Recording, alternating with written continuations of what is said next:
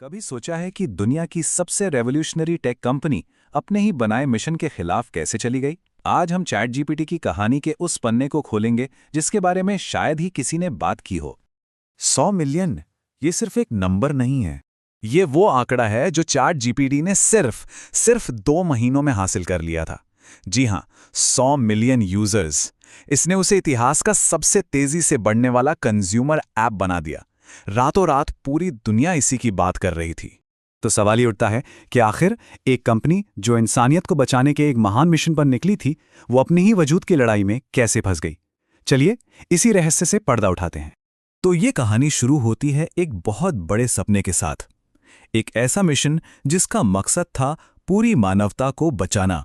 2015 में जब ओपनएआई की शुरुआत हुई तो वो कोई बिजनेस नहीं था। वो थी एक नॉन प्रॉफिट रिसर्च लैब। और उनका मकसद बहुत साफ था, ये पक्का करना कि आर्टिफिशियल जनरल इंटेलिजेंस यानी एजीआई का फायदा पूरी इंसानियत को मिले, न कि सिर्फ कुछ मुट्ठी भर लोगों को। और इसे शुरू करने वाले कोई छोटे मोटे नाम नहीं थे। सैम ऑल्टमैन और एलन मस्क जैसे बड़े दिग्गज। पता है क्यों? क्योंकि वो एआई से जुड़े खतरों को लेकर वाकई में बहुत चिंतित थे। उन्होंने कसम खाई थी कि वो अपने फायदे से पहले हमेशा इंसानियत की भलाई को रखेंगे। और इसीलिए शुरुआत में ये एक पक्की नॉन प्रॉफिट संस्था थी। लेकिन फिर कहानी में एक ऐसा मोड़ आया जिसने सब कुछ बदल कर रख दिया, और वो था चैट जीपीटी का धमाका। नवंबर 2022 में जैसे ही चैट जीपीटी लॉन्च हुआ, जो हुआ वो किसी जादू से कम नहीं था। सिर्फ 2 महीने में 100 मिलियन यूजर्स, मार्च 26 तक हर हफ्ते 900 मिलियन से ज्यादा एक्टिव यूजर्स, और देखते ही देखते अप्रैल 2026 तक कंपनी की वैल्यू $852 बिलियन के पार चली गई। ओपनएआई एआई की दुनिया का बेताज बादशाह बन चुका था। पूरी दुनिया चैट जीपीटी की दीवानी थी, पर इस चकाचौंध के पीछे एक संकट गहरा रहा था। ये जबरदस्त कामयाबी अपने साथ कई बड़ी मुसीबतें लेकर आई थी। और यहीं से कहानी में एंट्री होती है एक ऐसे दुश्मन की जो कहीं बाहर से नहीं बल्कि कंपनी के अंदर से ही निकला था। जी हां, सबसे बड़ा खतरा किसी कॉम्पिटिटर से नहीं बल्कि अपने ही लोगों से था। ओपनएआई के अंदर ही एक बहुत बड़ी दरार आ चुकी थी। तो मिलिए एंथ्रोपिक से। ये कंपनी 2021 में ओपनएआई के ही 11 पुराने कर्मचारियों ने बनाई थी। क्यों? क्योंकि उन्हें लग रहा था कि ओपनएआई कामयाबी की दौड़ में सेफ्टी को पीछे छोड़ रहा है। तो उन्होंने एक अलग रास्ता चुना। उन्होंने सीधे बड़ी कंपनियों, बड़े बिजनेस पर फोकस किया और खुद को एक ज्यादा सेफ और भरोसेमंद एआई के तौर पर मार्केट में उतारा। और अब ये डेटा देखिए, ये इस कहानी का सबसे बड़ा ट्विस्ट है। ये दिखाता है कि एंटरप्राइज मार्केट में, यानी जहां से असली पैसा आता है, वहां ओपनएआई की बादशाहत कैसे हिल गई। 2023 में जहां ओपनएआई का मार्केट शेयर 50% था, वो 2025 आते आते सिर्फ 27% रह गया। और वहीं एंथ्रोपिक, वो 12% से सीधा 40% पर पहुंच गया। लेकिन ये जो बाहर कंपटीशन चल रहा था, उसकी जड़ें असल में कंपनी के अंदर की एक लड़ाई में थी। ये लड़ाई थी मुनाफे और मकसद के बीच। ये टाइमलाइन देखिए, ये दिखाती है कि कंपनी की आत्मा कैसे बदलती गई। 2015 में एक प्योर नॉन प्रॉफिट, फिर 2019 में रिसर्च के लिए अरबों डॉलर्स चाहिए थे तो एक कैप्ड प्रॉफिट मॉडल बनाया। मतलब इन्वेस्टर्स को एक लिमिट तक ही मुनाफा मिलेगा।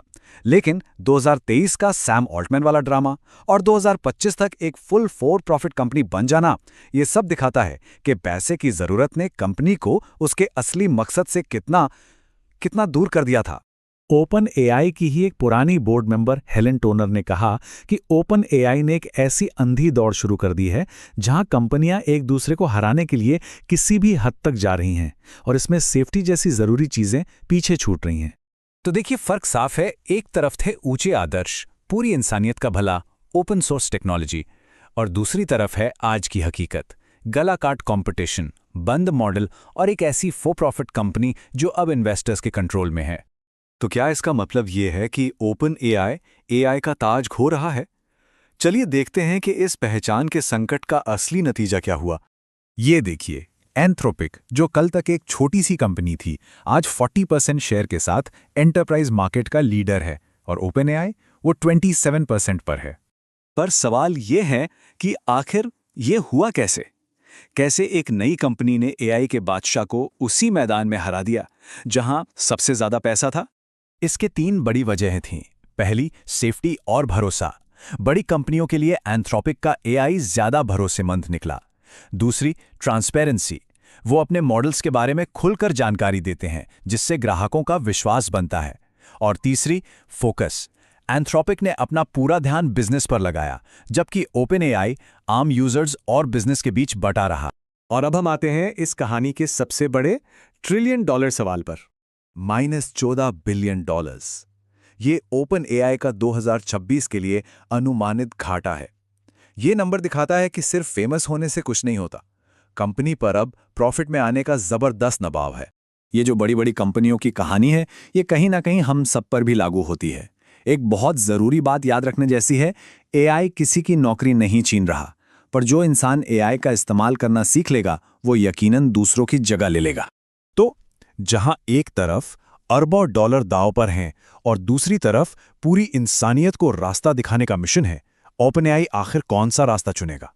क्या वो मुनाफे की इस अंधी दौड़ में खो जाएगा या फिर अपने असली मकसद की तरफ वापस लौटेगा? ये एक ऐसा सवाल है जो सिर्फ एआई का नहीं, बल्कि हम सबका भविष्य तय करेगा। अलविदा दोस्तों, मिलते हैं एक और नई कहानी के साथ, एक और नई केस स्टडी के साथ, जो आपकी सोच बदल के रख देगी।